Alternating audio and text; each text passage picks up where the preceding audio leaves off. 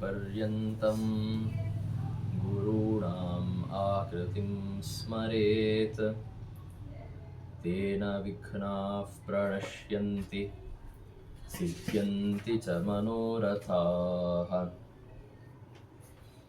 वन्दे वन्द्यं विधिशिवमहेन्द्रादिवृन्दारकेन्द्रैः व्यक्तं व्याप्तं स्वगुणगणतो देशतः कालतश्च धूतावद्यं सुखचितिमयैर्मङ्गलैर्युक्तमङ्गैः सानाथ्यं नो विदधदधिकं ब्रह्मनारायणाख्यम् जयत्यजो क्षीणसुखात्मबिम्बः स्वैश्वर्यकान्तिप्रततः सदोदितः स्वभक्तसन्तापदुरिष्टहन्ता रामावतारो हरिरीशचन्द्रमाः।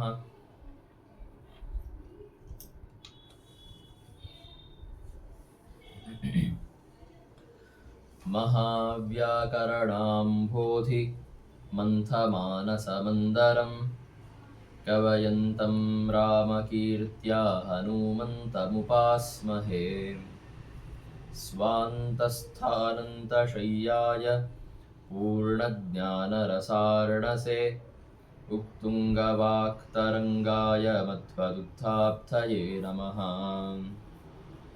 अस्मद्गुरुसमारम्भां टीकाकृत्पादमध्यगां श्रीमदाचार्यपर्यन्तां वन्दे गुरुपरम्पराम्। श्रीगुरुभ्यो नमः। हरिः ओम्।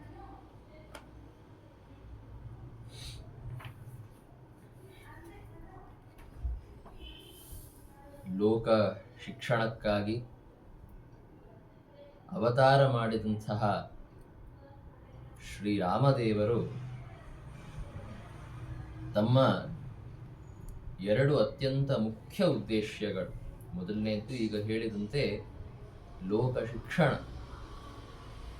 ಲೋಕ ವಿಡಂಬನವನ್ನ ಮಾಡ್ತಾ ಮನುಷ್ಯರಂತೆ ಅನುಕರಿಸ್ತಾ ಅವರಿಗೆ ಶಿಕ್ಷಣವನ್ನ ಮಾಡುವುದು, ಬೋಧನವನ್ನ ಮಾಡುವುದು, ಅದರ ಜೊತೆಗೆ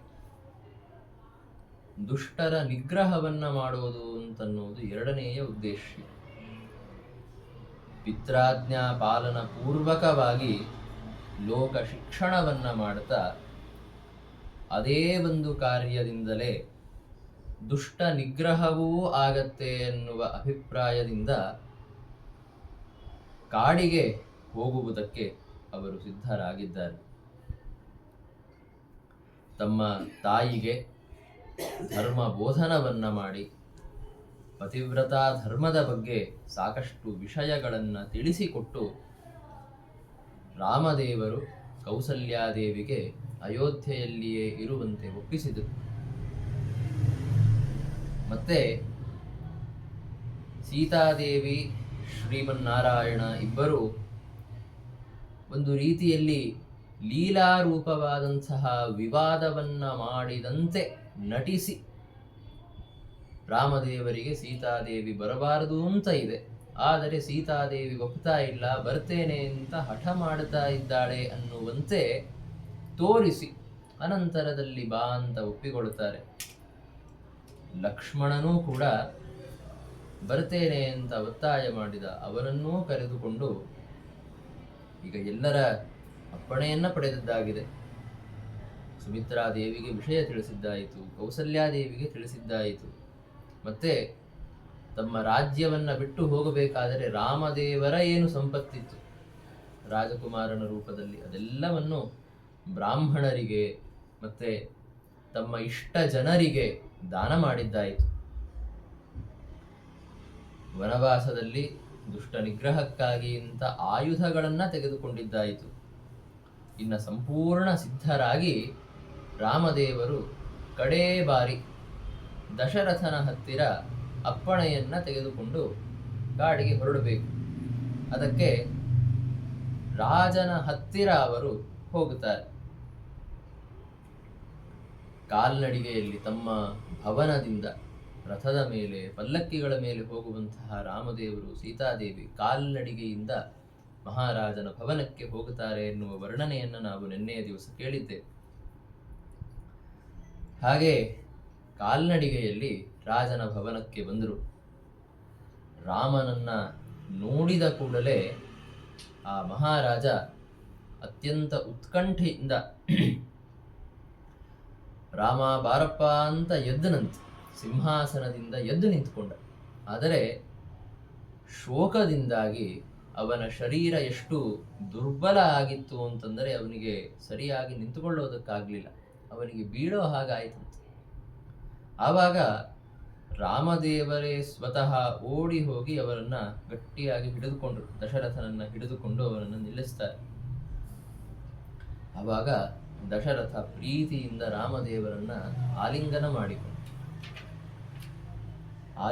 ಮಾಡಿಕೊಳ್ತಾನೆ. ಮೊದಲೇ ನನ್ನ ಮಗನಾದ ರಾಮ ಹೋಗ್ತಾ ಇದ್ದಾನೆ ಅಂತನ್ನುವ ದುಃಖ ಇದೆ, ಅದರ ಬಗ್ಗೆ ಲಜ್ಜೆ ಇದೆ ಮನಸ್ಸಿನಲ್ಲಿ. ಆ ಸಂದರ್ಭದಲ್ಲಿ ರಾಮದೇವರ ಹಿಂದೆ ಹಿಂದೆ ದೂರದಿಂದ ಸೀತಾ ಬರ್ತಾ ಇದ್ದಾಳೆ, ಲಕ್ಷ್ಮಣನೂ ಅವರ ಹಿಂದೆ ಹಿಂದೆ ಬರ್ತಾ ಇದ್ದಾನೆ ಅಂತನ್ನೋದನ್ನು ನೋಡಿದ ಕೂಡಲೇ ಆ ದುಃಖವನ್ನ ತಡೀಲಿಕ್ಕಾಗ್ಲಿಲ್ಲ ಅವನಿಗೆ ಗೊತ್ತಾಯ್ತು, ಬರೀ ರಾಮ ಹೋಗ್ತಾ ಇಲ್ಲ, ಅವನ ಜೊತೆ ಲಕ್ಷ್ಮಣ ಸೀತಾ ಇಬ್ಬರೂ ಹೋಗ್ತಾ ಇದ್ದಾರೆ ಅಂತ. ಆ ದುಃಖವನ್ನ ತಡೆಯಲಾಗದೆ ಅವನಲ್ಲಿಯೇ ಮೂರ್ಛೆ ಹೋಗಿಬಿಟ್ಟ. ಒಂದು ಮುಹೂರ್ತದ ನಂತರ ಮತ್ತೆ ಎಚ್ಚೆತ್ತುಕೊಂಡು ಚೇತರಿಸಿಕೊಂಡ ಮೇಲೆ ರಾಮದೇವರು ಹೇಳುತ್ತಾರೆ, ನನಗೆ ಅಪ್ಪಣೆಯನ್ನ ಕೊಡಿ, ನಾನಿನ್ನು ವನವಾಸವನ್ನ ಪ್ರಾರಂಭ ಮಾಡುತ್ತೇನೆ. ಜೊತೆಗೆ ಸೀತಾ ಲಕ್ಷ್ಮಣ ಇಬ್ಬರೂ ಬರ್ತಾ ಇದ್ದಾರೆ. ಸೀತೆಯಂ ಲಕ್ಷ್ಮಣಶ್ಚಾಯಂ ವಾರಿತೌ ಹೇತುಭಿರ್ಮಯ. ನಾನು ಅನೇಕ ಬಾರಿ ಪರಿಪರಿಯಾಗಿ ಹೇಳಿದೆ, ಅರ್ಥ ಮಾಡಿಸಿದೆ, ಕಾರಣಗಳನ್ನ ಕೊಟ್ಟೆ, ಬರಬೇಡಿ ಕಾಡಿಗೆ ಅಂತ ಹೇಳಿದೆ. ಆದರೆ ಅವರು ಕೇಳ್ತಾ ಇಲ್ಲ. ನನ್ನ ಜೊತೆ ಬರ್ತೇನೆ ಅಂತ ಇಷ್ಟು ಹೇಳಿದ ಮೇಲೂ ಅಂತ ಇದ್ದಾರೆ. ಆದ್ದರಿಂದ ಅವರಿಗೂ ಅಪ್ಪಣೆಯನ್ನ ಕೊಡಿ ಕಾಡಿಗೆ ಹೋಗೋದಕ್ಕೆ ಅಂತ ರಾಮ ಪ್ರಾರ್ಥನೆ ಮಾಡ್ತಾನೆ. ಆವಾಗ ದಶರಥ ದುಃಖೋದ್ರೇಕದಿಂದ ಮಾತುಗಳನ್ನಾಡುತ್ತಾನೆ. ದಶರಥ ಅಂದ, ನಾನು ಆಜ್ಞೆ ಮಾಡಿಬಿಟ್ಟಿದ್ದೇನೆ, ನಾನು ಹೇಳಿದ್ದೇನೆ, ಹೋಗಬೇಡ ಅಂತ ನಾನು ಹೇಳಲಿಕ್ಕಾಗಲ್ಲ. ಕಡೇ ಪಕ್ಷ ಇಂತಹ ಕುಟಿಲತನದಿಂದ ಕೂಡಿದಂತಹ ದುಷ್ಟಳಾದ ಮಹಿಳೆಗೆ ಈ ರೀತಿ ವರದಾನವನ್ನು ಕೊಟ್ಟಿದ್ದು ನನ್ನ ತಪ್ಪಾಗಿದೆ. ಆದ್ದರಿಂದ ನನಗೆ ಶಿಕ್ಷೆ ಕೊಟ್ಟು ನೀನು ರಾಜ್ಯಪಾಲನವನ್ನು ಮಾಡು ಅಂತ ಹೇಳ್ತಾನೆ ದಶರಥ ಮಹಾರಾಜ. ಆಮೇಲೆ ಅವನಿಗೆ ಗೊತ್ತು ರಾಮ ಹೀಗೆ ಮಾಡಲ್ಲ ಅಂತ. ಅದಕ್ಕೆ ಅವನೇ ಹೇಳಿದ, ಕಡೇ ಪಕ್ಷ ವನವಾಸ ಮಾಡಲೇಬೇಕು ಅಂತ ನಿನಗೆ ದೃಢ ನಿಶ್ಚಯ ಆಗಿದ್ರೆ, ನಿನ್ನಂತಹ ನರವೈಡೂರ್ಯ ಅಂದರೆ ಪುರುಷ ರತ್ನನನ್ನ ಬಿಟ್ಟಿರ್ಲಿಕ್ಕೆ ನನಗಾಗೋದಿಲ್ಲ, ನನ್ನನ್ನೂ ನಿನ್ನ ಜೊತೆ ಕರೆದುಕೊಂಡು ಹೋಗಿಬಿಡು ಅಂತ ಹೇಳ್ತಾನೆ ದಶರಥ. ಆವಾಗ ರಾಮದೇವರಂತಾರೆ, ಹಾಗೆಲ್ಲ ಆಗೋದಿಲ್ಲ, ನಿಮ್ಮ ಮಾತು ಸರಿಯಾಗಿ ಪಾಲನೆ ಆಗಬೇಕು. ಒಂದು ಪಕ್ಷ ನನ್ನ ಮಾತನ್ನ ಕೇಳಬೇಕು ಅಂತ ನಿಮಗಿದ್ರೆ ನೀವು ಅಯೋಧ್ಯೆಯಲ್ಲಿ ರಾಜಸ್ಥಾನದಲ್ಲಿ ಇರಬೇಕು. ಜೊತೆಗೆ ನನ್ನ ಆಜ್ಞೆಯಿಂದ ನನ್ನ ಭಕ್ತನಾದ ಭರತ ಯುವರಾಜ ಆಗಬೇಕು. ಅಷ್ಟೇ ಅಲ್ಲ, ನನ್ನ ಬಗ್ಗೆ ನೀವು ಯಾಕೆ ಚಿಂತೆ ಮಾಡ್ತೀರಾ ಅಂತಂತಾರೆ ರಾಮದೇವರು. ಸ್ವರ್ಗೇವಾ ನರಕೇವಾಪಿ ವನೇವಾ ಪಟ್ಟಣೇಪಿವ ಸುಖಮೇವ ನಮೇ ದುಃಖಂ ತಸ್ಮಾತ್ ತ್ವಂ ನಿರ್ವೃತೋ ಭವ ಅಂತ. ನಾನು ಸ್ವರ್ಗದಲ್ಲಿರಲಿ ಅಥವಾ ನರಕದಲ್ಲಿರಲಿ, ಕಾಡಿನಲ್ಲಿರಲಿ ಅಥವಾ ನಗರದಲ್ಲಿರಲಿ, ನನಗೆ ಎಂದೆಂದಿಗೂ ದುಃಖ ಲೇಷವೂ ಇಲ್ಲ, ನಿರಂತರವಾಗಿ ಸುಖವೇ ಇದೆ. ಆದ್ದರಿಂದ ನನ್ನ ಬಗ್ಗೆ ಚಿಂತೆ ಮಾಡುವ ಅವಶ್ಯಕತೆ ಇಲ್ಲ, ನೀವು ಸಂತೋಷವಾಗಿಲ್ಲಿ ಇರಿ ಅಂತ ಹೇಳ್ತಾರೆ ರಾಮದೇವರು. ಇದನ್ನ ಕೇಳಿದ ದಶರಥ ಅವನಿಗೆ ಸ್ಪಷ್ಟವಾಗಿ ಗೊತ್ತಾಯಿತು, ರಾಮದೇವರು ಕಾಡಿಗೆ ಹೋಗೇ ಹೋಗುತ್ತಾರೆ, ನನ್ನನ್ನು ಕರೆದುಕೊಂಡು ಹೋಗೋದಿಲ್ಲ ಅಂತ. ಅವನು ಮಂತ್ರಿಗಳನ್ನ ಕರೆಸಿದ. ಮಂತ್ರಿಗಳನ್ನ ಕರೆಸಿ ಅವನು ಹೇಳುತ್ತಾನೆ, ರಾಮ ಕಾಡಿಗೆ ಹೋಗಲಿ, ಆದರೆ ಅವನ ಹಿಂದೆ ಹಿಂದೆ ಅಯೋಧ್ಯ ಪಟ್ಟಣದ ಸಂಪೂರ್ಣ ಕೋಶ, ದಾಸ ದಾಸಿಯರು ಮತ್ತೆ ಚತುರಂಗಿಣಿ ಸೈನ್ಯ, ಸಂಪೂರ್ಣ ಅಯೋಧ್ಯೆಯ ಬಲ ಅವರ ಹಿಂದೆ ಹೋಗಲಿ. ಕಾಡಿನಲ್ಲಿ ಇದ್ದರೂ ರಾಮ ರಾಜನಂತೆ ಇರಬೇಕು. ಅವನು ರಾಜ ಆಗಿರೋದಿಲ್ಲ, ರಾಜ್ಯವನ್ನ ಬಿಟ್ಟಿರ್ತಾನೆ.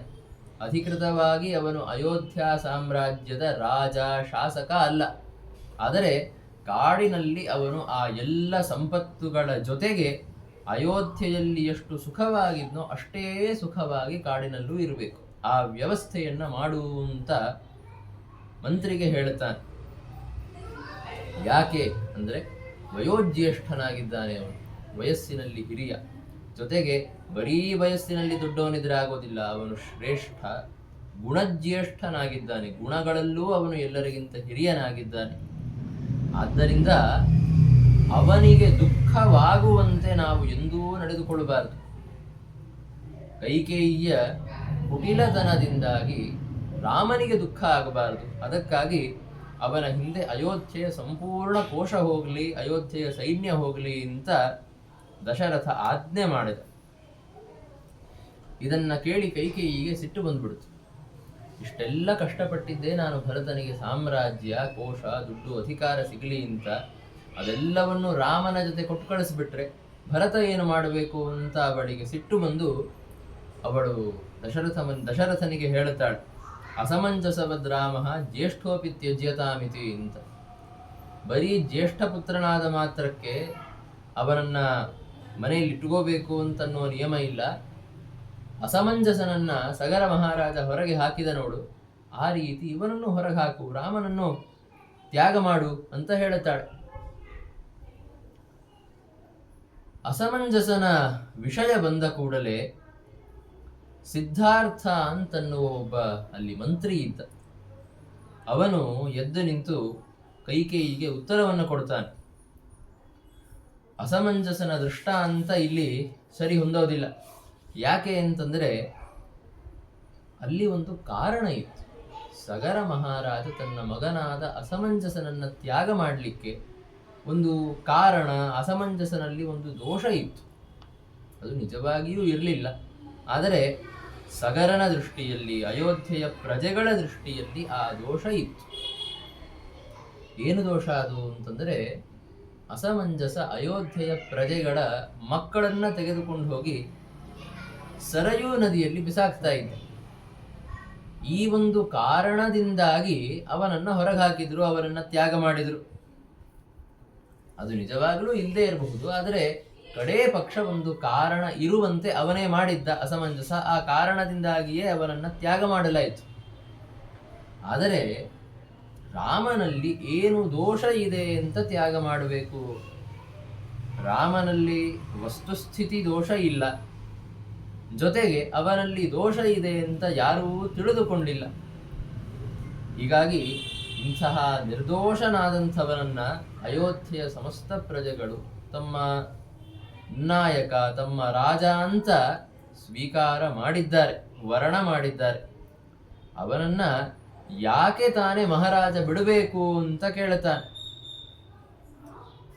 ಮಂತ್ರಿ ಹೀಗೆ ಹೇಳಿದ ಕೂಡಲೇ, ತನ್ನ ಮಾತನ್ನ ಖಂಡಿಸಿದ ಕೂಡಲೇ ಕೈಕೇಯಿಗೆ ಸಿಟ್ಟು ಹೆಚ್ಚಾಯಿತು. ಅವಳು ಕ್ರೂರವಾಗಿ ಮಾತಾಡೋದಕ್ಕೆ ಪ್ರಾರಂಭ ಮಾಡುತ್ತಾಳೆ. ಆವಾಗ ರಾಮದೇವರು ತಾವೇ ಸ್ವತಃ ಬಂದು ಅವರೇ ಹೇಳುತ್ತಾರೆ, ಇಲ್ಲ ನನಗೇನೂ ಬೇಡ, ನಾನು ರಾಜ್ಯವನ್ನೇ ಬಿಟ್ಟು ಹೋಗ್ತಾ ಇದ್ದೇನೆ ಅಂತಾದಾಗ ಇದೆಲ್ಲ ಇಟ್ಕೊಂಡು ನಾನೇನು ಮಾಡಲಿ? ರಾಜ್ಯದ ಸಂಪತ್ತನ್ನೇ ಇಟ್ಕೊಂಡು ನಾನೇನು ಮಾಡಲಿ? ರಾಜರ ಹತ್ತಿರ ಇರುವಂತಹ ಈ ಸಂಪತ್ತು ಅಂತಂದರೆ ರಾಜ್ಯದ ರಕ್ಷಣೆಗಾಗಿ ಅಂತ ಇರುತ್ತೆ, ರಾಜ್ಯದ ಪಾಲನಕ್ಕಾಗಿ, ಅದರ ರಕ್ಷಣೆಗಾಗಿ ಅಂತ ಇರುವ ಸಂಪತ್ತು. ನಾನು ರಾಜನಲ್ಲ, ನನ್ನ ಹತ್ತಿರ ರಾಜ್ಯ ಇಲ್ಲ ಅಂದಾಗ ಅದರ ಪಾಲನಕ್ಕಾಗಿದ್ದಂತಹ ಸಂಪತ್ತು ನನಗೆ ಆಗಬೇಕು. ಅದಕ್ಕೊಂದು ಉದಾಹರಣೆಯನ್ನು ಕೊಡ್ತಾರೆ. ಆನೆಯೇ ಇಲ್ಲ ಅಂತಾದಾಗ ಆನೆಗಾಗಿ ಇಂಥ ಮನೆ ಕಟ್ಟಿಸಿಟ್ಟೇನು ಉಪಯೋಗ? ಏನು ಉಪಯೋಗ ಇಲ್ಲ. ಆನೆ ಇದ್ದರೆ ಅದರ ರಕ್ಷಣೆಗಾಗಿ, ಅದರ ಪಾಲನಕ್ಕಾಗಿ ಇಂಥ ಒಂದು ಕಕ್ಷ, ಒಂದು ಆಲಯವನ್ನು ಮಾಡಬೇಕು. ಆ ರೀತಿ ರಾಜ್ಯ ಇದ್ದರೆ ಅದರ ಪಾಲನಕ್ಕಾಗಿ ಅಂತ ಈ ಸಂಪತ್ತಿನ ಉಪಯೋಗ ಇದೆ. ನನಗೆ ರಾಜ್ಯ ಇಲ್ಲ, ಆದ್ದರಿಂದ ಈ ರಾಜ ಸಂಪತ್ತೂ ನನಗೆ ಯಾವ ಪ್ರಯೋಜನಕ್ಕೂ ಬರೋದಿಲ್ಲ, ನನಗೆ ಇದು ಬೇಡ ಅಂತ ಹೇಳ್ತಾರೆ. ಸರ್ವಂ ದಾಸ್ಯಾಮಿ ಕೈಕೇಯ್ಯೈ ಚೀರಾಣ್ಯೇವ ವೃಣೇ ಸ್ವಯಂ ಖನಿತ್ರ ಪಿಟಕೆ ಚೋಭೆ ಸಶಿಕ್ಯೇ ನರನಾಯಕ ಅಂತ. ನಾನು ಎಲ್ಲವನ್ನ ಕೈಕೇಯಿಗೆ ಕೊಡ್ತಾ ಇದ್ದೇನೆ ಅಂದರೆ ಅವಳ ದ್ವಾರ ಭರತನಿಗೆ ಕೊಡ್ತಾ ಇದ್ದೇನೆ, ನನಗೆ ಯಾವುದೂ ಬೇಡ. ನನಗೆ ಚೀರ ವಸ್ತ್ರಗಳನ್ನ ಕೊಟ್ರೆ ಆಯಿತು, ಅಂದರೆ ನಾರಿನ ಮಡಿಯನ್ನ ಕೊಟ್ರೆ ಆಯಿತು. ಆ ನಾರಿನ ಮಡಿಯನ್ನ ನನಗೆ ಕೊಟ್ಟು ಬಿಟ್ರೆ ಅದನ್ನು ನಾನು ಧಾರಣ ಮಾಡುತ್ತೇನೆ. ಮತ್ತೆ ವನವಾಸದಲ್ಲಿ ಕೆಲಸಕ್ಕೆ ಬೇಕಾಗಬಹುದು ಅಂತ ಒಂದು ಖನಿತ್ರ, ಪಿಟಕ ಮತ್ತು ಶಿಕ್ಯ. ಖನಿತ್ರ ಅಂತಂದ್ರೆ ಅಗಿಯೋದಕ್ಕೆ ಅಂತ ಬಳಸ್ತೇವಲ್ಲ, ಒಂದು ಸಣ್ಣ ನೇಗಿಲಿನ ರೀತಿ ಇರುವಂತಹದ್ದು. ನಮ್ಮಲ್ಲಿರುವಂತಹ ಪಾತಿ ಅಥವಾ ವೃಂದಾವನವನ್ನ ಮಣ್ಣ ಸಡಿಲಗೊಳಿಸ್ಲಿಕ್ಕೆ ಬಳಸ್ತಾ ಇರ್ತೀವಲ್ಲ, ಆ ಉಪಕರಣವನ್ನ ಖನಿತ್ರ ಅಂತ ಕರೀತಾರೆ. ಮತ್ತೆ ಪಿಟಕ ಅಂತಂದ್ರೆ ಒಂದು ಬೆತ್ತದ ಬುಟ್ಟಿ. ಜೊತೆಗೆ ಶಿಕ್ಯ ಅಂತಂದ್ರೆ ಏನಾದರೂ ಒಂದು ಪದಾರ್ಥವನ್ನ ನೇತು ಹಾಕೋದಕ್ಕಾಗಿ ಅಂತ ಬಳಸುವಂತಹ ಒಂದು ಪದಾರ್ಥ, ಹಗ್ಗದಿಂದ ಮಾಡಿದ ಒಂದು ವಸ್ತು ಇರ್ತದೆ. ನಾವು ಕೇಳ್ತಾ ಇರ್ತೇವಲ್ಲ, ಕೃಷ್ಣನಿಗೆ ಸಿಗಬಾರದು ಅಂತ ಮೊಸರು ಬೆಣ್ಣೆನೆಲ್ಲ ಮೇಲೆ ಕಟ್ತಾ ಇದ್ರು ಅಂತ. ಆ ಕಟ್ಟೋದಕ್ಕೆ ಬಳಸುವ ಪದಾರ್ಥವನ್ನೇ ಶಿಕ್ಯ ಅಂತ ಕರೀತಾರೆ, ಹಗ್ಗದಿಂದ ಮಾಡಿದ ಒಂದು ಉಪಕರಣ. ಇಷ್ಟನ್ನ ನನಗೆ ಕೊಟ್ಟು ಬಿಟ್ರೆ ಆಯ್ತು. ಒಟ್ಟು ಋಷಿಗಳಂತೆ ಜೀವನ ನಡೆಸೋದಕ್ಕೆ ಬೇಕಾದ ಈ ಕೆಲವು ಪದಾರ್ಥಗಳು ನನ್ನ ಹತ್ತಿರ ಇದ್ರೆ ಸಾಕು. ಅದಷ್ಟು ಬಿಟ್ರೆ ಬೇರೆ ಎಲ್ಲ ಸಂಪತ್ತನ್ನ, ರಾಜ್ಯದ ಪದಾರ್ಥಗಳನ್ನ, ವೈಭವವನ್ನ ನಾನು ಕೈಕೇಯಿಗೆ ಕೊಡ್ತಾ ಇದ್ದೇನೆ, ಸ್ವೇಚ್ಛೆಯಿಂದ ಕೊಡ್ತಾ ಇದ್ದೇನೆ ಅಂತ ರಾಮದೇವರು ಹೇಳಿದರು. ರಾಮ ಹೀಗೆ ಹೇಳಿದ ಕೂಡಲೇ ಯಾವುದೇ ಲಜ್ಜೆ ಇಲ್ಲದಂತೆ ಕೈಕೇಯಿ ಹೋಗಿ ಚೀರವಸ್ತ್ರಗಳನ್ನು ತೆಗೆದುಕೊಂಡು ಬರ್ತಾಳೆ. ರಾಮ, ಲಕ್ಷ್ಮಣ ಮತ್ತೆ ಸೀತಾದೇವಿಗೆ ಚೀರವಸ್ತ್ರಗಳನ್ನು ತಂದು ಕೊಡ್ತಾಳೆ. ರಾಮದೇವರು ಮಂದಸ್ಮಿತ ಪೂರ್ವಕವಾಗಿ ನನಗೆ ಏನೂ ತೊಂದರೆಯಾಗಿಲ್ಲ ಅನ್ನುವಂತೆ ಏನೂ ವಿಚಾರ ಮಾಡದೆ, ಇದನ್ನು ಹೇಗೆ ಧಾರಣ ಮಾಡಬೇಕು ಏನೂ ವಿಚಾರ ಮಾಡದೆ ಅದನ್ನ ಧಾರಣ ಮಾಡುತ್ತಾರೆ. ತಮ್ಮ ಸೂಕ್ಷ್ಮವಾದ ಕ್ಷೌಮ ವಸ್ತ್ರಗಳನ್ನು ತ್ಯಾಗ ಮಾಡಿ ಆ ಚೀರ ವಸ್ತ್ರಗಳನ್ನು ರಾಮದೇವರು ಧಾರಣ ಮಾಡ್ತಾರೆ. ತಮ್ಮ ಸ್ವಾಮಿ ರಾಮ ಅದನ್ನು ಧಾರಣ ಮಾಡಿದ್ದಾನೆ ಅಂತನ್ನುವುದನ್ನು ನೋಡಿದ ಕೂಡಲೇ ಲಕ್ಷ್ಮಣನೂ ಧಾರಣ ಮಾಡಿದ ತತ್ಕ್ಷಣದಲ್ಲಿ. ಆದರೆ ಸೀತಾದೇವಿಗೆ ಆ ಚೀರವಸ್ತ್ರಗಳನ್ನು ಹೇಗೆ ಧಾರಣ ಮಾಡಬೇಕು ಅಂತ ಗೊತ್ತಿಲ್ಲ. ಅವಳ ಚೀರವಸ್ತ್ರಗಳನ್ನು ತೆಗೆದುಕೊಂಡಂತೆ ಸೀತಾದೇವಿ ತೆಗೆದುಕೊಂಡು ಅದನ್ನ ತನ್ನ ಕುತ್ತಿಗೆಗೆ ಏನೋ ಕಟ್ಟಿಕೊಂಡು ಅದನ್ನ ಹೇಗೆ ಸುತ್ಕೋಬೇಕು ಅಂತ ಗೊತ್ತಾಗುತ್ತಾ ಇಲ್ಲ. ಹೇಗೋ ಒಂದು ರೀತಿ ಕಟ್ಕೊಂಡು ಮುಗ್ಧರಂತೆ ರಾಮದೇವರ ಕಡೆ ನೋಡಿದ್ದಂತೆ, ಇದನ್ನ ಹೇಗೆ ಕಟ್ಕೋಬೇಕು, ಇದನ್ನ ಹೇಗೆ ಉಟ್ಕೊಳ್ಬೇಕು ಅಂತ ನನಗೆ ಗೊತ್ತಾಗುತ್ತಾ ಇಲ್ಲ, ಸ್ವಲ್ಪ ಹೇಳಿಕೊಡಿ ಅಂತನ್ನುವಂತ. ಆವಾಗ ರಾಮದೇವರು ಸೀತಾದೇವಿಯ ಕ್ಷೌಮ ವಸ್ತ್ರದ ಮೇಲೇನೆ ಆ ಚೀರ ವಸ್ತ್ರವನ್ನು ಉಡಿಸಿದ್ರಂತೆ. ಇದನ್ನ ನೋಡಿದ ಕೂಡಲೇ ಇಲ್ಲಿಯ ತನಕ ವಸಿಷ್ಠ ಮಹರ್ಷಿಗಳು ಸುಮ್ಮನೆ ಇದ್ದು, ಆದರೆ ಸೀತಾದೇವಿಗೂ ಚೀರ ವಸ್ತ್ರವನ್ನ ಕೊಟ್ಟರು, ಅವಳಿಗೆ ಉಟ್ಕೊಳ್ಳಿಕ್ಕೆ ಬರಲಿಲ್ಲ. ಆವಾಗ ರಾಮದೇವರು ಉಡಿಸಿದ್ರು. ಅದನ್ನೆಲ್ಲ ನೋಡಿದ ಕೂಡಲೇ ವಸಿಷ್ಠರಿಗೆ ತುಂಬಾ ಕ್ರೋಧ ಬಂತು. ಅವರು ಸೀತಾದೇವಿಗೆ ಹೇಳಿದ್ರಂತೆ ಆ ಚೀರ ವಸ್ತ್ರವನ್ನು ಉಟ್ಕೊಳ್ಬೇಡ ಅಂತ. ಸೀತಾದೇವಿಯನ್ನು ನಿಲ್ಲಿಸಿ ಕೈಕೇಯಿಗೆ ಅವರು ನಿಂದನ ಮಾಡೋದಕ್ಕೆ ಪ್ರಾರಂಭ ಮಾಡುತ್ತಾರೆ. ವಸಿಷ್ಠರಂತಾರೆ, ಇನ್ನ ವರ್ತನೆ ಅತಿಯಾಯಿತು, ಇನ್ನ ಸಂಪೂರ್ಣ ಕುಲಕ್ಕೆ ದೂಷಣಲಾಗ್ತಾ ಇದ್ದೀಯ ನೀನೀಗ. ಅಷ್ಟೇ ಅಲ್ಲ, ನೀನು ಕೇಳಿದಂತಹ ವರಗಳೇ ದುಷ್ಟ. ಆ ದುಷ್ಟ ವರಗಳ ಪ್ರಕಾರ ಕಥಂಚಿತ್ ರಾಮ ವನವಾಸಕ್ಕೆ ಹೋಗಬೇಕೇ ಹೊರತು ಸೀತಾದೇವಿ ಹೋಗಬಾರದು. ರಾಮ ವನಕ್ಕೆ ಹೋಗಿದ್ದಾನೆ ಅಂದ್ರೆ ರಾಮನ ಅರ್ಧಾಂಗಿನಿಯಾದಂತಹ ಸೀತಾದೇವಿ ಇಲ್ಲಿದ್ದುಕೊಂಡು ರಾಜ್ಯ ಶಾಸನವನ್ನ ಮಾಡಬೇಕಾದದ್ದು ನ್ಯಾಯ. ಹೀಗಿದ್ದಾಗ ಆ ಸೀತಾದೇವಿಗೂ ಕೂಡ ಚೀರವಸ್ತ್ರವನ್ನು ಉಡಿಸಿ ಕಳಿಸ್ತಾ ಇದ್ದೀಯಲ್ಲ, ಹೇಗಿದು ಅಂತ ಕೇಳುತ್ತಾರೆ. ಆಮೇಲೆ ವಸಿಷ್ಠರಂದ್ರು, ಒಂದು ಪಕ್ಷ ರಾಮ ಸೀತಾ ಇಬ್ಬರೂ ಕಾಡಿಗೆ ಹೋಗಿಬಿಟ್ರೆ ನಾವೆಲ್ಲರೂ ಕಾಡಿಗೆ ಹೋಗ್ಬಿಡ್ತೇವೆ. ಆಮೇಲೆ ಭರತ ಇರ್ತಾನೆ ಅಂತ ತಿಳಿದುಕೊಳ್ಳಿಕ್ಕೆ ಹೋಗಬೇಡ. ಭರತನೂ ಕೂಡ ಚೀರವಸ್ತ್ರಗಳನ್ನೇ ಧಾರಣ ಮಾಡಿ ತನ್ನ ಅಣ್ಣನನ್ನ ಅನುಸರಣ ಮಾಡ್ತಾನೆ. ನಿರ್ಧನವಾದ ಮತ್ತು ಜನಶೂನ್ಯವಾದಂತಹ ಖಾಲಿಯಾಗಿ ಹೋಗಿರೋ ಅಯೋಧ್ಯ ಪಟ್ಟಣದಲ್ಲಿ ನೀನು ಒಬ್ಬಳೇ ಇರಬೇಕಿದ್ರೆ ಅಂತ ವಸಿಷ್ಠರು ಹೇಳುತ್ತಾರೆ.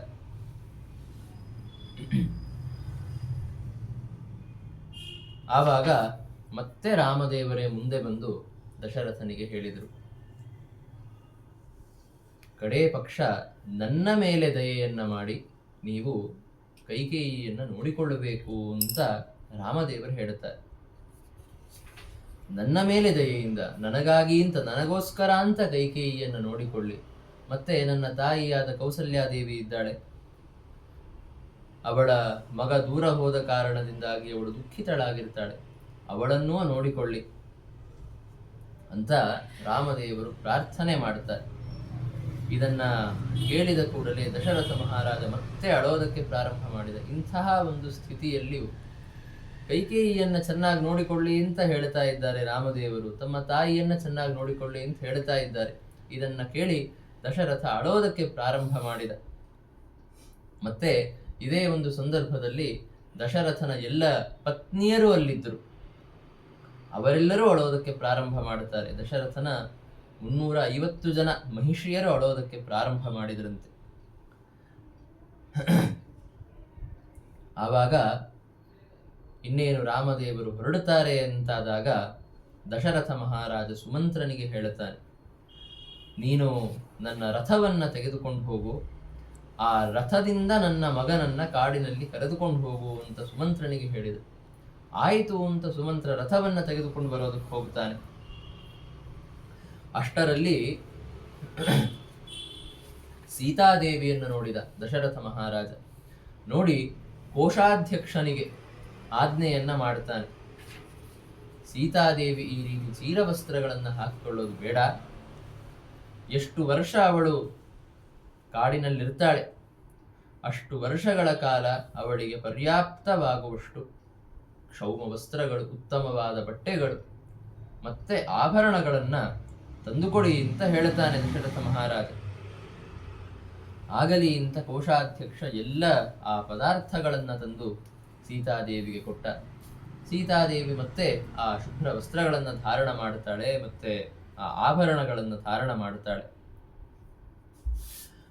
ಅದರ ಅನಂತರದಲ್ಲಿ ತಮ್ಮ ತಂದೆಯವರ ಹತ್ತಿರ ಮಾತಾಡಿದ ಮೇಲೆ ಕೌಸಲ್ಯಾದೇವಿ ರಾಮದೇವರ ಹತ್ತಿರ ಬರ್ತಾಳೆ. ಮೊದಲನೆಯದಾಗಿ ಅವಳು ಸೀತಾದೇವಿಯ ಬಗ್ಗೆ ಸೀತಾದೇವಿಯ ಹತ್ತಿರ ಹೋಗಿ ಮಾತನಾಡಿದ್ಲಂತೆ.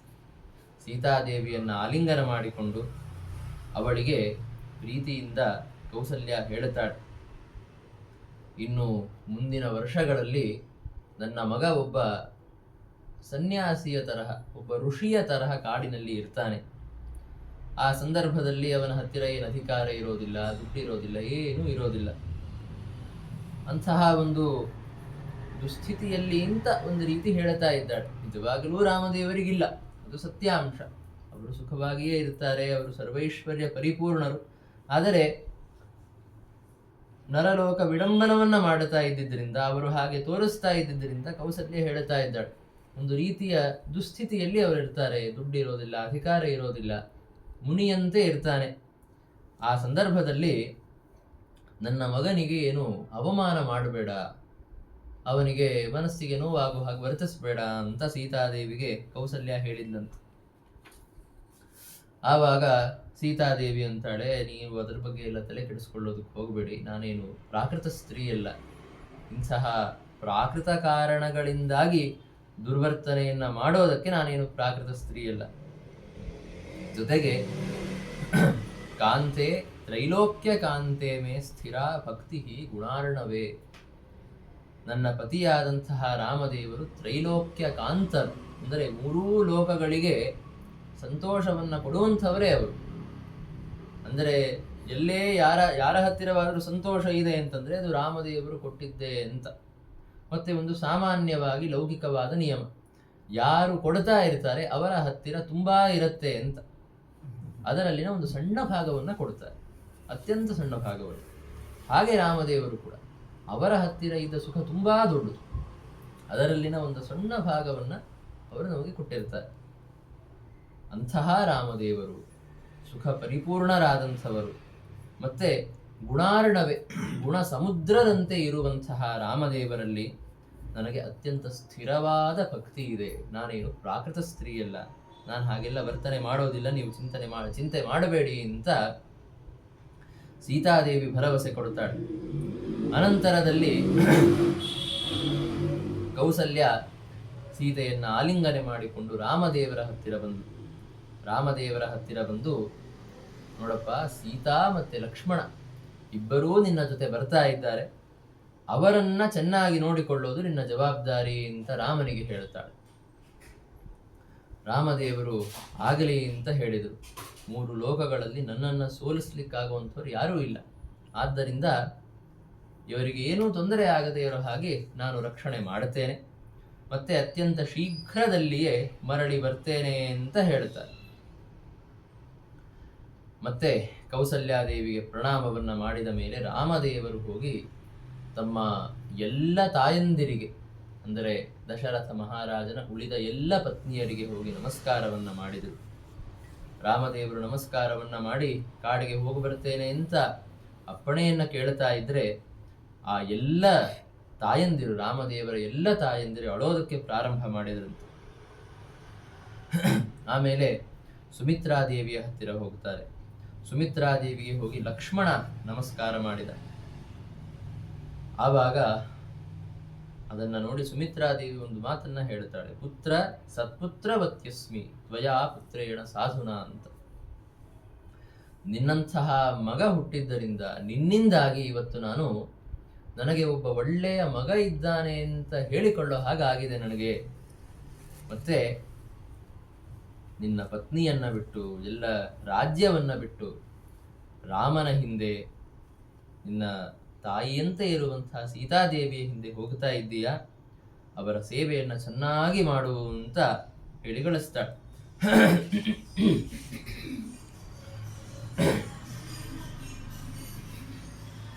ಅಷ್ಟರಲ್ಲಿ ಸುಮಂತ್ರ ತನ್ನ ರಥವನ್ನ ತೆಗೆದುಕೊಂಡು ಅಲ್ಲಿಗೆ ಬರ್ತಾನೆ. ರಾಮದೇವರು ಸೀತಾದೇವಿಯ ಜೊತೆಗೆ ಲಕ್ಷ್ಮಣನ ಜೊತೆಗೆ ರಥವನ್ನ ಏರಿ ಕುಳಿತುಕೊಂಡ್ರು. ಎಲ್ಲರ ಅಪ್ಪಣೆಯನ್ನ ಪಡೆದ ಮೇಲೆ ಆ ರಥದ ಮೇಲೆ ಕುಳಿತುಕೊಂಡು ತಮ್ಮ ಪ್ರಯಾಣವನ್ನ ಪ್ರಾರಂಭ ಮಾಡುತ್ತಾರೆ. ಸುಮಂತ್ರನಿಗೆ ಹೇಳಿದ್ರು, ಇನ್ನು ರಥವನ್ನ ಮುನ್ನಡೆಸು ಅಂತ. ಸುಮಂತ್ರ ನಡೆಸೋದಕ್ಕೆ ಪ್ರಾರಂಭ ಮಾಡಿದ. ರಾಮದೇವರ ರಥ ಅಯೋಧ್ಯ ನಗರದಿಂದ ಹೊರಟಿದೆ ಅಂತ ಗೊತ್ತಾದ ಕೂಡಲೇ ಎಲ್ಲ ಜನ ಅವರ ಹಿಂದೆ ಹಿಂದೆ ಬರೋದಕ್ಕೆ ಪ್ರಾರಂಭ ಮಾಡಿದ್ರಂತೆ. ಎಲ್ಲರೂ ಅವರ ಹಿಂದೆ ಓಡ್ತಾ ಇದ್ದಾರೆ, ರಾಮದೇವರ ಹಿಂದೆ. ಯಾವ ರೀತಿ ಓಡ್ತಾ ಇದ್ರು ಅಂತಂದ್ರೆ, ಭಯವಾದಾಗ ಮಕ್ಕಳು ತಮ್ಮ ತಂದೆ ತಾಯಿಗಳ ಹಿಂದೆ ಹಿಂದೆ ಓಡ್ತಾ ಇರ್ತಾರಲ್ಲ, ಆ ರೀತಿ ರಾಮದೇವರ ಹಿಂದೆ ಹಿಂದೆ ಓಡ್ತಾ ಇದ್ದಾರೆ. ದುಃಖ ಆಗ್ತಾ ಇದೆ, ಹಾಗೆಯೇ ಓಡ್ತಾ ಇದ್ದಾರೆ. ಮತ್ತೆ ಸಾರಥಿಯನ್ನು ಕುರಿತು ಕೂಗೋದಕ್ಕೆ ಪ್ರಾರಂಭ ಮಾಡಿದ್ರಂತೆ. ಸಾರಥೆ ಸ್ಥೀಯತಾಂ ಕಿಂಚಿತ್ ಶನೈರ್ವಾನೀಯತಾಂ ರಥಃ ರಾಮಾನನೇಂದುಂ ಪಶ್ಯಾಮಃ ದ್ರಕ್ಷ್ಯಾಮಸ್ತಂ ಕದಾ ಪುನಃ ಅಂತ. ಸಾರಥಿ ಅಂತ ಸುಮಂತ್ರನನ್ನ ಕೂಗಿ, ಸ್ವಲ್ಪ ರಥ ನಿಲ್ಲಿಸು, ಅಥವಾ ಕಡೇ ಪಕ್ಷ ನಿಧಾನವಾಗಾದರೂ ಓಡಿಸು, ನಾವು ಸ್ವಲ್ಪ ರಾಮನ ಮುಖವನ್ನ ನೋಡುತ್ತೇವೆ, ಮತ್ಯಾವಾಗ ನೋಡ್ಲಿಕ್ಕಾಗತ್ತೋ ಗೊತ್ತಿಲ್ಲ ಅಂತ ಸಾರಥಿ ಕೂಗ್ತಾ ಇದ್ದಾರೆ. ಆಮೇಲೆ ಲಕ್ಷ್ಮಣ ನೀನು ಧನ್ಯನಾದಿ, ಸೀತಾದೇವಿ ನೀನು ಧನ್ಯಳಾದಿ ಅಂತ ಅವರನ್ನ ಪ್ರಶಂಸೆ ಮಾಡುತ್ತಾ ಇದ್ದಾರೆ. ಮತ್ತೆ ಎಲ್ಲರೂ ಪ್ರಜೆಗಳು ಅಂತಂದ್ರೆ ಬ್ರಾಹ್ಮಣರು, ವಯಸ್ಸಾದಂಥವರು, ಸ್ತ್ರೀಯರು, ಬಾಲಕರು ಎಲ್ಲರೂ ರಾಮದೇವರ ಹಿಂದೆ ಹಿಂದೆ ಬರ್ತಾ ಇದ್ದಾರೆ. ಅಷ್ಟರಲ್ಲಿ ಮತ್ತೆ ದಶರಥ ಮಹಾರಾಜನ ಮನಸ್ಸಿನಲ್ಲಿ ಉತ್ಕಂಠೆ ಬಂತು, ರಾಮನನ್ನು ನೋಡಲೇಬೇಕು ಅಂತ. ದಶರಥ ಮತ್ತೆ ಕೌಸಲ್ಯ ಇಬ್ಬರು ರಥದ ಹಿಂದೆ ಓಡೋದಕ್ಕೆ ಪ್ರಾರಂಭ ಮಾಡುತ್ತಾರೆ. ರಥ ಹೋಗ್ತಾ ಇದೆ, ಅದರ ಹಿಂದೆ ಪ್ರಜೆಗಳು ಹೋಗ್ತಾ ಇದ್ದಾರೆ. ಅವರ ಹಿಂದೆ ದಶರಥ ಮತ್ತೆ ಕೌಸಲ್ಯ ಇಬ್ಬರು ಓಡಿಕೊಂಡು ರಾಮದೇವರನ್ನ ನೋಡಬೇಕು ಅಂತ ಬರ್ತಾ ಇದ್ದಾರೆ. ಆ ರೀತಿ ವಯಸ್ಸಾದಂತಹ ತಂದೆ ತಾಯಿಯರು ತಮ್ಮ ಮಗನನ್ನ ನೋಡೋದಕ್ಕೆ ಅಂತ ಓಡುತ್ತಾ ಇರೋದನ್ನು ನೋಡಿ ಯಾರಿಗೆ ಬೇಕಾದರೂ ಕರುಣೆ ಬರಬಹುದು. ಅಂತಹ ಒಂದು ದೃಶ್ಯ ಅಲ್ಲಿ ಬಂದಿದೆ. ಓಡೋದಕ್ಕಾಗುತ್ತಾ ಇಲ್ಲ, ದುಃಖದಿಂದಾಗಿ ಮತ್ತೆ ವಯಸ್ಸಾದ ಕಾರಣದಿಂದಾಗಿ, ಶರೀರದಲ್ಲಿ ದೌರ್ಬಲ್ಯ ಇರುವ ಕಾರಣದಿಂದಾಗಿ ಅವರಿಗೆ ಓಡೋದಕ್ಕಾಗುತ್ತಾ ಇಲ್ಲ. ಓಡುತ್ತಾ ಇರಬೇಕಾದ್ರೆ ಕಾಲು ತಪ್ಪಿ ಬೀಳುತ್ತಾ ಇದ್ದಾರೆ, ಅಂದರೂ ಕಷ್ಟಪಟ್ಟು ಎದ್ದು ಓಡುತ್ತಾ ಇದ್ದಾರೆ. ಆವಾಗ ಆ ಶಬ್ದ ರಾಮದೇವರ ತನಕ ಕೇಳಿಸ್ತು. ಸಾರಥಿಯನ್ನ ಕೂಗುತ್ತಾ ಇದ್ದ ದಶರಥ ಮಹಾರಾಜ. ಸುಮಂತ್ರ ರಥವನ್ನು ನಿಲ್ಲಿಸು ಅಂತ ಜೋರಾಗಿ ಕೂಗುತ್ತಾ ಇದ್ದ. ಅದು ಸುಮಂತ್ರನಿಗೂ ಕೇಳಿಸ್ತು, ರಾಮದೇವರಿಗೂ ಕೇಳಿಸ್ತು. ರಾಮದೇವರಂದ್ರು, ರಥ ನಿಲ್ಲಿಸಬೇಡ, ಮುಂದೆ ಓಡಿಸ್ತಾ ಇರು. ಅವನಿಗೆ ದೊಡ್ಡ ಧರ್ಮ ಸಂಕಟ. ಈಗ ರಾಮ ರಥ ಓಡಿಸು ಅಂತ ಹೇಳ್ತಾ ಇದ್ದಾನೆ, ದಶರಥ ನಿಲ್ಲಿಸು ಅಂತ ಹೇಳ್ತಾ ಇದ್ದಾನೆ, ನಾನು ಯಾರ ಮಾತು ಕೇಳಬೇಕು ಅಂತ. ಅಷ್ಟೇ ಅಲ್ಲ, ಈಗ ರಥ ನಿಲ್ಲಿಸಿದ್ರೆ ರಾಮದೇವರು ಬೈತಾರೆ. ಈಗ ರಥ ನಿಲ್ಲಿಸಲಿಲ್ಲ ಅಂದ್ರೆ ಎಂದಾದ್ರೂ ಒಂದ್ ದಿವಸ ಸುಮಂತ್ರ ವಾಪಸ್ ಬರ್ತಾನಲ್ಲ, ಆವಾಗ ಅಯೋಧ್ಯೆಯಲ್ಲಿ ದಶರಥ ಬೈತಾನೆ, ಯಾಕೆ ರಥ ನಿಲ್ಲಿಸಲಿಲ್ಲ ಅಂತ. ಆವಾಗ ನಾನೇನ್ ಮಾಡ್ಲಿ ಅಂತ ಸುಮಂತ್ರ ಕೇಳಿದ. ಅದಕ್ಕೆ ರಾಮದೇವರಂದ್ರು, ಇಲ್ಲ, ಜನರೂ ಕೂಗ್ತಾ ಇದ್ರಲ್ಲ, ಆ ಶಬ್ದದಲ್ಲಿ ನನಗೆ ನೀವು ಕೂಗಿದ್ ಕೇಳಿಸ್ತಾ ಇಲ್ಲ, ಯಾವಾಗ ಕೂಗಿದ್ರಿ ಅಂತ ಅಂದ್ಬಿಡು ಸಾಕು ಅಂತ. ಹೀಗೆ ಸುಮಂತ್ರನನ್ನ ಹೇಗೋ ಒಪ್ಪಿಸಿ ರಥವನ್ನ ಮುನ್ನಡೆಸ್ತಾ ಹೋದ್ರು. ಅಷ್ಟರಲ್ಲಿ ವಸಿಷ್ಠಾದಿ ಬ್ರಾಹ್ಮಣರು ಅಲ್ಲಿಗೆ ಆಗಮಿಸ್ತಾರೆ. ಆಗಮಿಸಿ ದಶರಥ ಮಹಾರಾಜನನ್ನು ಸಾಂತ್ವನ ಮಾಡುತ್ತಾರೆ. ಯಂ ಪುನಃ ದ್ರಷ್ಟುಮಿಚ್ಛೇತ್ ನತಂ ದೂರ ಮನೋವ್ರಜೇತ್ ಅಂತ. ಯಾರನ್ನ ಮತ್ತೊಮ್ಮೆ ನೋಡಬೇಕು ಅನ್ನೋ ಇಚ್ಛೆ ಇರುತ್ತೆ, ಅವರು ಪ್ರಯಾಣ ಮಾಡಬೇಕಾದ್ರೆ ಅವರ ಹಿಂದೆ ತುಂಬಾ ದೂರ ತನಕ ಹೋಗಬಾರ್ದು. ಅವರನ್ನು ಮತ್ತೆ ನೋಡಬೇಕು ಅನ್ನೋ ಇಚ್ಛೆ ಇದ್ರೆ ಅಷ್ಟೇ, ಮನೆ ಮುಂದೆ ಆಗಲಿ ಹೋಗಿ ಬನ್ನಿ ಅಂತ ಹೇಳಿ ಕಳಿಸ್ಬಿಡ್ಬೇಕಷ್ಟೆ. ಅವರ ಹಿಂದೆ ಹಿಂದೆ ಹಿಂದೆ ಎಲ್ಲಿ ತನಕ ಹೋಗ್ತೀವಿ. ಆದ್ದರಿಂದ ಮತ್ತೆ ನೋಡಬೇಕು ಅಂತಿದೆಯೋ ಇಲ್ಲೋ ರಾಮನನ್ನ, ಹಾಗಿದ್ರೆ ಒಳಗ್ ನಡಿ ಅಂತ ದಶರಥನ ಕರ್ಕೊಂಡು ಹೋದ್ರಂತೆ ವಸಿಷ್ಠಾದಿ ಮಹರ್ಷಿಗಳು ಬಂತು. ಆವಾಗ ಇನ್ನು ರಾಮನ ಹಿಂದೆ ಹೋಗ್ಲಿಕ್ಕಾಗೋದಿಲ್ಲ ಅಂತಾದಾಗ ದಶರಥ ಅಲ್ಲಿಯೇ ದಾರಿಯಲ್ಲಿ ಕುಳಿತುಕೊಂಡ್ಬಿಟ್ಟ. ಮತ್ತೆ ಅವನ ಕಣ್ಣಿಗೆ ರಥ ಕಾಣಿಸೋ ತನಕ ನೋಡ್ತಾ ಇದ್ದ.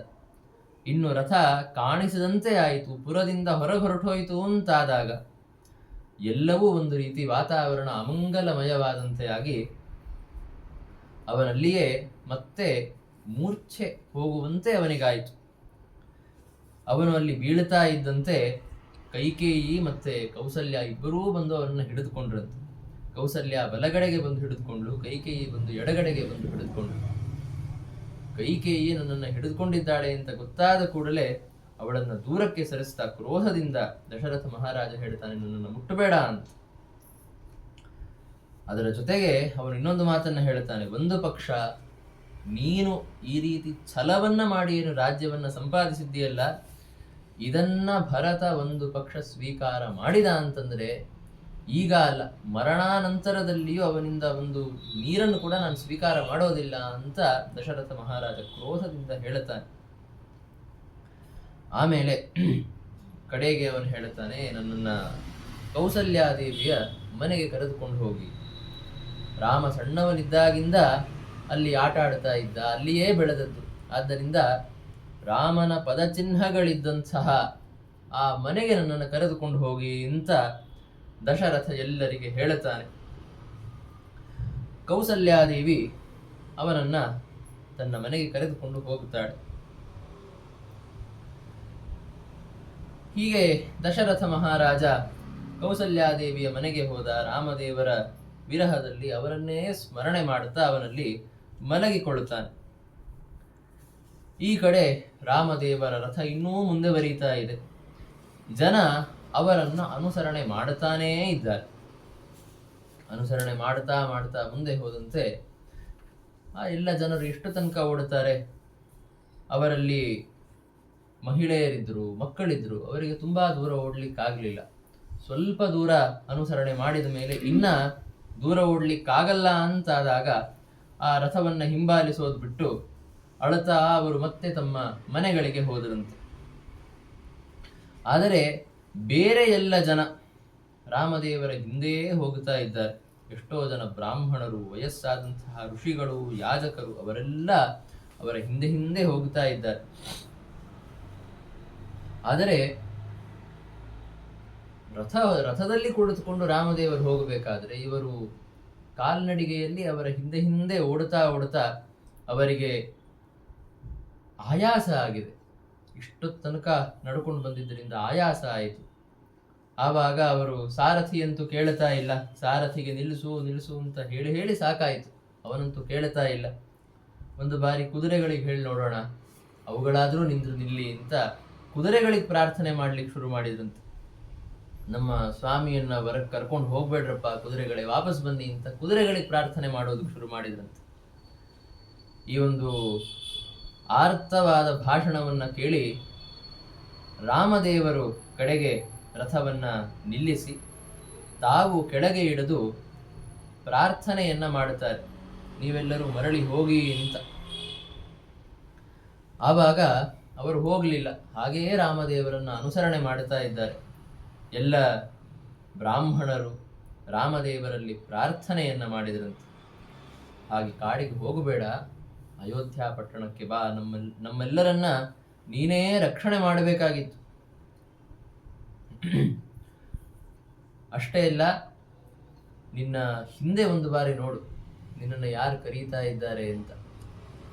ಹಂಸ ಶುಕ್ಲ ಶಿರೋರುಹಾನ್ ಅಂತ, ಅಂದ್ರೆ ಹಂಸದಂತೆ ಬೆಳ್ಳಗಾದಂತಹ ಕೂದಲುಗಳಿವೆ ಇವರಿಗೆ ಅಂತ, ಅಂದ್ರೆ ತುಂಬಾ ವಯಸ್ಸಾಗಿದೆ ಅಂತ. ಅಷ್ಟು ವಯಸ್ಸಾದವರು ನಿನ್ನ ಹಿಂದೆ ಹಿಂದೆ ಬರ್ತಾ ಇದ್ದಾರೆ. ಋಷಿಗಳು, ಭಾಗವತರು, ವಾಜಪೇಯಾದಿ ಯಾಗಗಳನ್ನ ಮಾಡುವಂಥವರು, ಅವರೆಲ್ಲರೂ ಹೇಗೆ ಅಂದ್ರೆ ಮೂರ್ತಿಮಂತರಾದಂತಹ ವೇದಗಳು ಅಗ್ನಿಗಳಿದ್ದಂತೆ.